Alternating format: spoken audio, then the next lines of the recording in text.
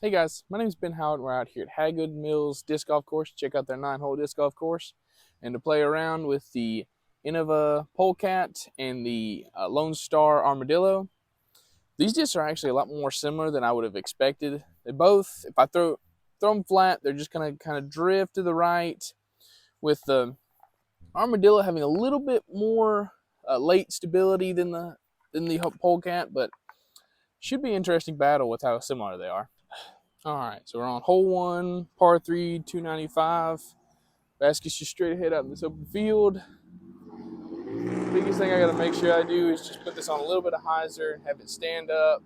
You might want to even turn over just a little bit, even if I put on some hyzer, but biggest thing is just give it some height so we can get some distance out of it. Just like that. Yeah. Golly. Kind of has that same effect as the Berg where it just kind of goes and then just. We'll see. Like I said earlier, I think with the Polecat, I'm not going to get that same finish out of it. So this might just kind of flip up and ride to the right a little bit.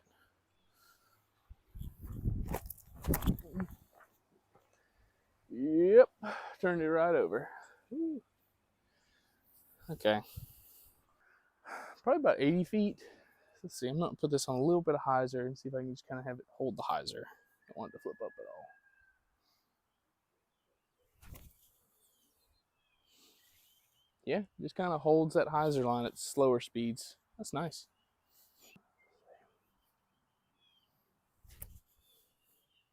Oh, yep, see, that one's actually got some stability to it. I threw this about the same speed and that the Armadillo pulled out of it a lot faster than the Polecat did.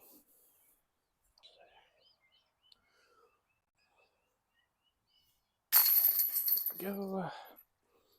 All right, so for hole two, it's another par three, 290, straight ahead behind this group of trees.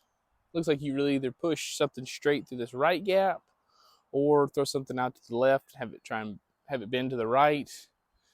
I think I'm just gonna try throwing both of these to this right gap. Biggest thing I gotta be careful of is there's a creek off to the right, but as long as I don't yank it over or anything, shouldn't really come into play. Let's see.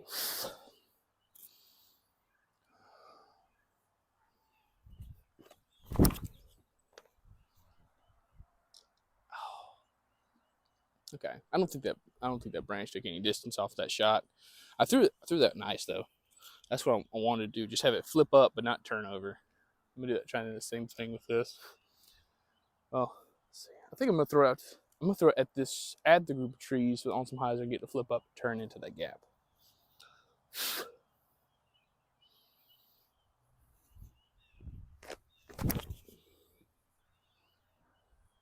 I did it. Sweet. It's a little bit of a pitch slash putt. Ah. Yeah, I threw that one super nose up.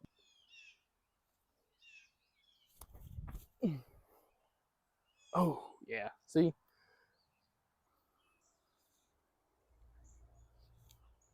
Ooh, a little high, but that's fine.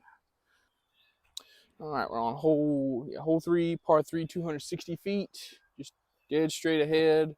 Biggest thing to worry about is OB Creek off to the right. And there's these branches hanging out over probably just in front of the basket. Just got to make sure I get under them, but I'll be surprised if I can honestly get to them in one shot. But I'm just going to throw this out to the left a little bit, have it turn over.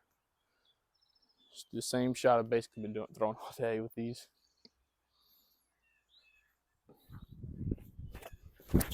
Oh, too far to the left. I still flipped up nice though.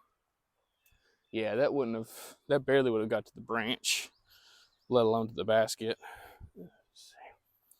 But if I throw that same line with Polecat, I need to throw it a little bit higher, but I should get to the basket. I just got to really be careful about the OB Creek with this one though.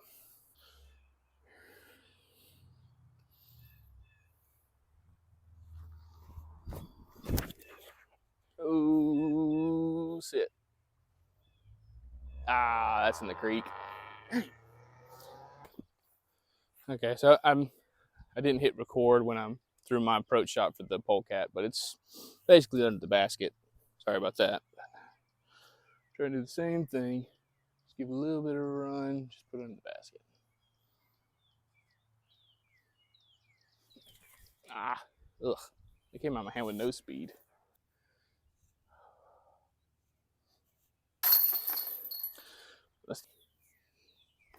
So I got hole 4, which is very, very cool looking hole. It's 230 feet, par 3. Really just got to hit this gap with some momentum, have it push through that gap and get up the hill to park it. I mean, even if I get to the gap, I should have a putt at it. Biggest thing is I'm just gonna have to try and hit it hard and high. I just gotta remember I can't throw this like the polecat. I gotta throw it on a little bit of hyzer, not a lot of hyzer.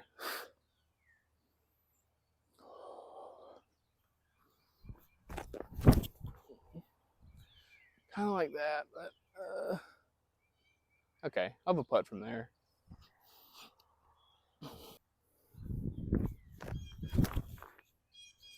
There we go, much better. Oh, I actually got to fade that time. Okay, that's actually a lot farther back than I thought. I thought if I got to this gap, I'd have like a 30-footer, but this almost feels more like a 40-footer. Let's see.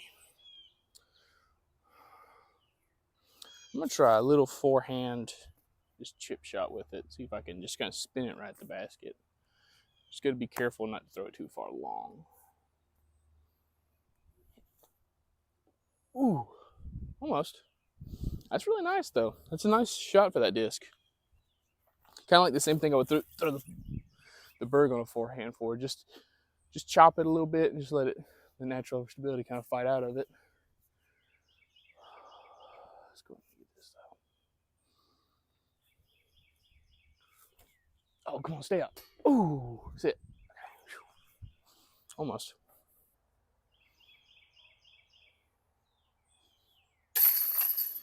Oh. All right, so actually, before we get into this hole, I actually got a new tripod for this reason right here. Because the problem I was running into is like on wooded shots, you couldn't see because I was in the way. But with this one, it's a lot taller than me.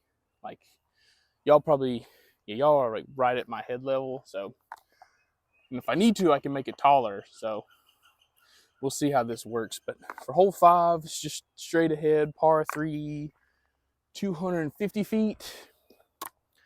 You really just got the straight gap, and you've got a gap out to the right where you can kind of swing something way out wide and have it finish hard. But I'm gonna just try and push this up the middle. Just gotta make sure with this shouldn't be too hard for the Armadillo. Just gotta put on some hyzer, let it pop up just a flat. It's gonna be an interesting shot for the polecat.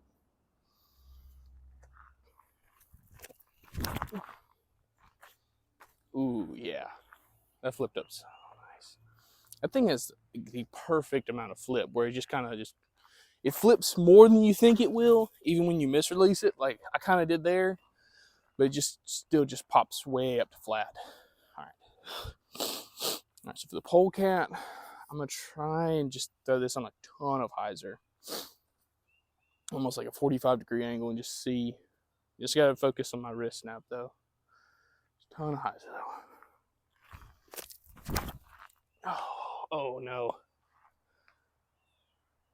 Ooh, that's gonna suck. We'll try forehand flip up turnover. That's all I got.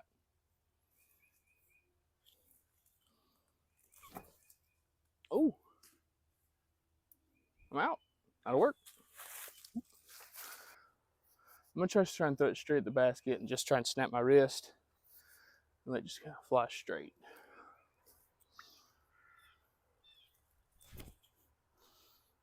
Ooh, yeah, that's so pretty. Sit. Man, I didn't really get there. Felt like it went farther than that. All right, we finally got up to the Armadillo. Got a decent putt at it. See if I can go and knock it in.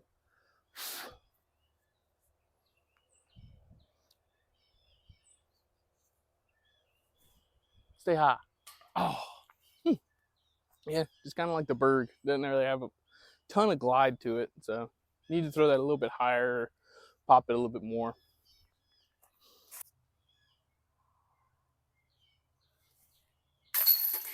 Well,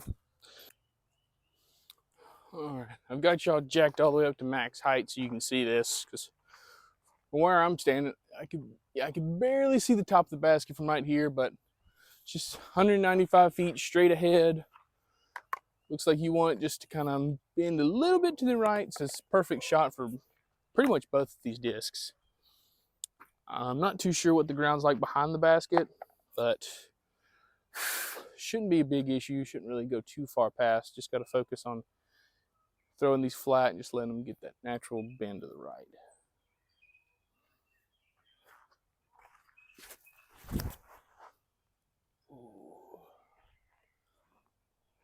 Okay.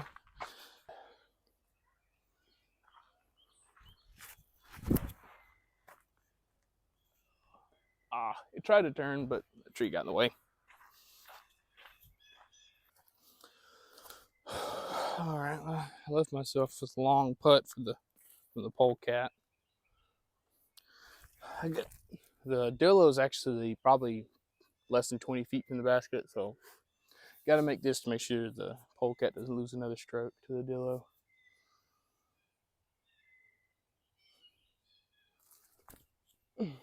On fade, man. Yeah, probably maybe a little bit farther than 20 feet, but you had to make a should make putt here.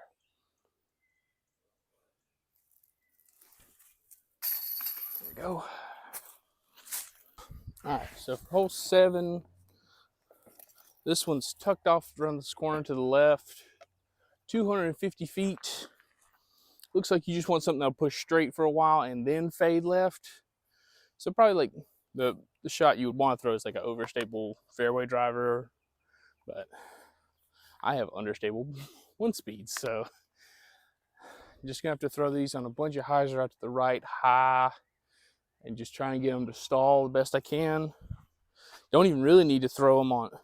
Need to throw it like I'm trying to throw a straight shot, but I misrelease and throw it nose up. So let's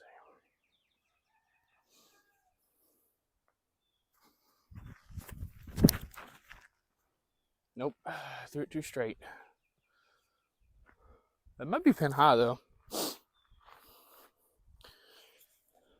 At least will be a long bit at it. All right. This is like the worst shot to throw a polecat on, but I'm just gonna try and throw this on a ton of hyzer. Just see what happens.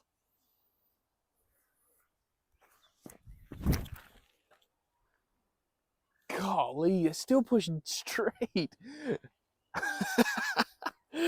Golly, that thing is so understable. Got a little bit more to go for this shot. Let's see what we got.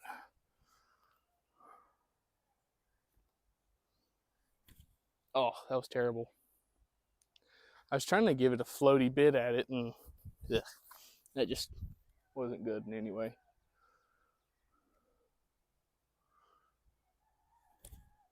That's better. But not going to get there.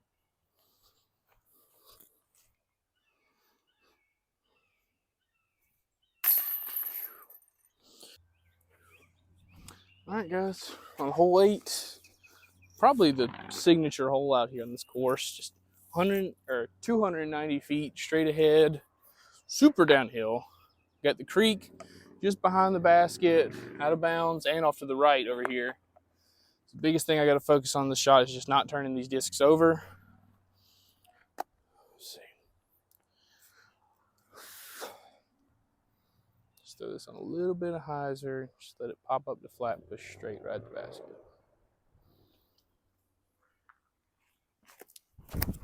Oh, that was a yank job, but it's safe. Oh, golly. Give myself like a 150-foot approach shot. Golly. I keep throwing that thing like I think the polecat's going to fly. It's not going to fly like that. All right. Throw this one low at it. Sennheiser. Oh man, flip. Oh, that's so cool. That's so cool. I didn't know if it was gonna flip with that much hyzer on it.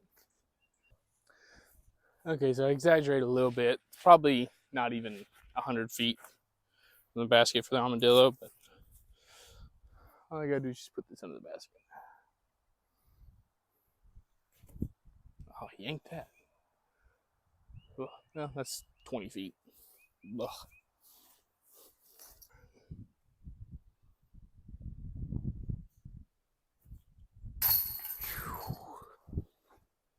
All right.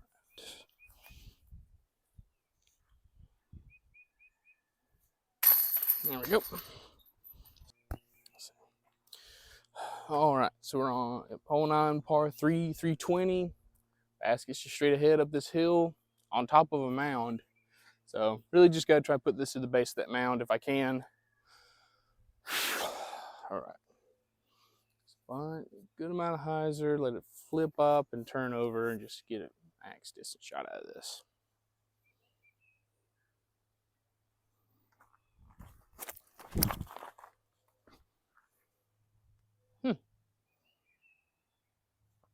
Huh, weird. That one didn't flip up as much. I wonder if I didn't get as much on it because this T-pad's up a little like sloped upwards, so might not be able to get as much on as I'd like to. Huh.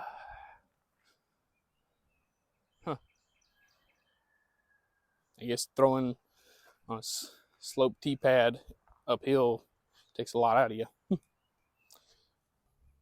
Right on the side of the hill.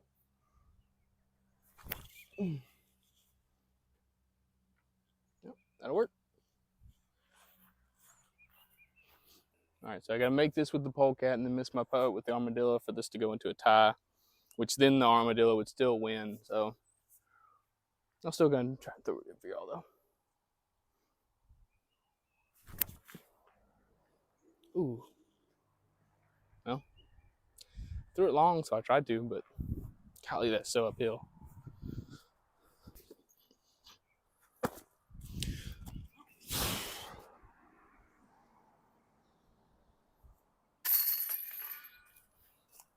There we go. And there we go.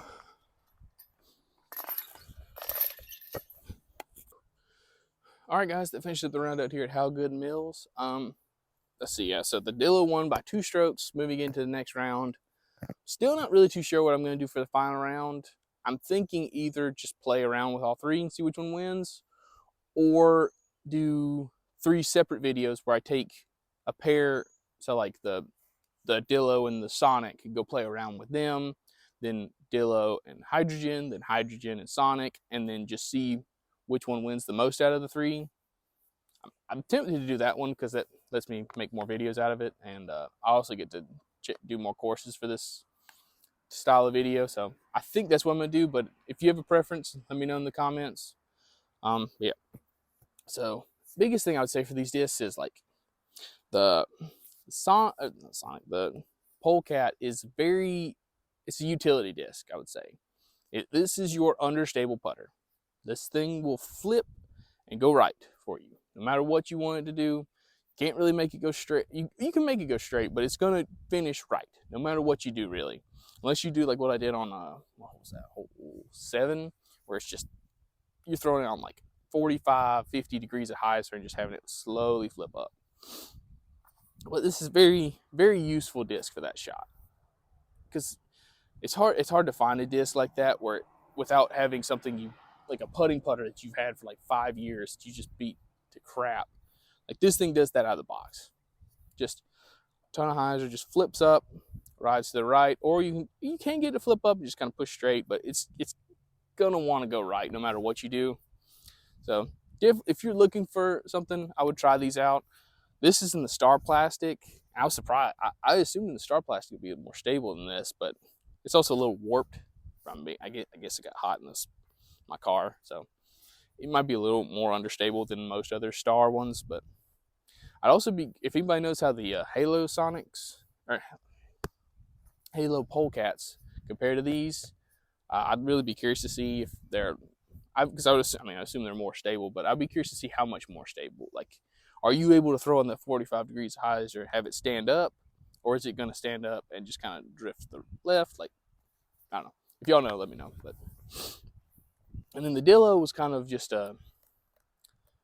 it's like the opposite of utility disc. I can get this thing to do whatever I need it to do because it's got that early turn but late stability, which is a really fun disc to have because I can get it to pop up, go straight, and then fade, or I can get it to turn and then flatten out and fade a little bit, or flatten out, push straight, or flatten out and just go left or keep going right.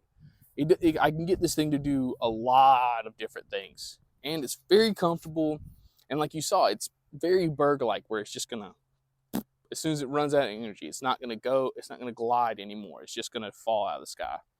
So, if you definitely would recommend these if you've never tried these. Just also the thumb track makes it very comfortable, very comfortable for forehands. I'm not as comfortable forehanding it as I was the Berg, which is one of the bigger reasons I put the Berg above this one. But it's a very fun disc. But yeah, guys. So if you're in the area and haven't checked this course out, I would definitely recommend you try this one out. It's majority of it's open, but with a few good wooded holes mixed in, which is pretty rare for in this area. Just it's normally the opposite, where it's a bunch of wooded holes and then a few open holes. So it's nice to be able to go out and throw in like a fairly open field. And I honestly would be curious to see if they could put some longer holes in, because there's a lot of extra room out here that I think they could definitely use.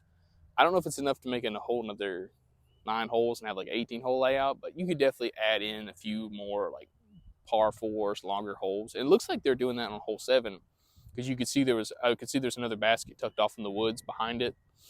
And I do know every hole has an alternate tee pad. I should have looked into them and seen which one would be better. The main reason I picked the main layout is just because it had tee signs for it, and it was a little bit easier to figure out where all the tee pads were. But definitely would recommend come out here, because you could definitely play. I mean, you could literally pick which tee pad you play from on each hole, and it looks like you could play the alternate tee pad or a basket on hole 7. So got a ton of variety, ton of just really nice holes where you can throw pretty much whatever you want to. And it's not great. Like, you could come out here as a beginner and have a great time, and you can come out here as a pro and have a great time. So definitely would recommend if you've never been out here. Biggest critique I would say I had for the course is the tee pads are kind of meh. Some of them are like rubber mats, which are fine, just can be a little slippery when it's wet. And other ones are like gravel mixed in with like a rubber mesh, which is fine, but once again, can be a little dicey when it's wet. And hole 2 had like a wooden frame around it, like they were going to put a concrete tee pad in. But I mean, if you want to throw off that tee pad, you have to step over a 2x4, which is like that high, and it runs across the front of the tee box, so you could definitely trip over it and hurt yourself. So definitely be careful on that hole if you come out here. But highly would recommend this course. Had a great time, and I mean, like I shot one under with a 1 speed. You could definitely come out here and shoot a scorching round out here. But other than that, guys, yeah, let me know what you think about the taller camera. Do you think it's a better idea to have that like over my head shot where you can see over me? If you think that looks good, let me know. Yeah, let me know what you think about what I should do for my next video with the 3 discs. If I should just do three videos with each one, or do just one with all 3. Let me know. Other than that, thank y'all for watching. Bye.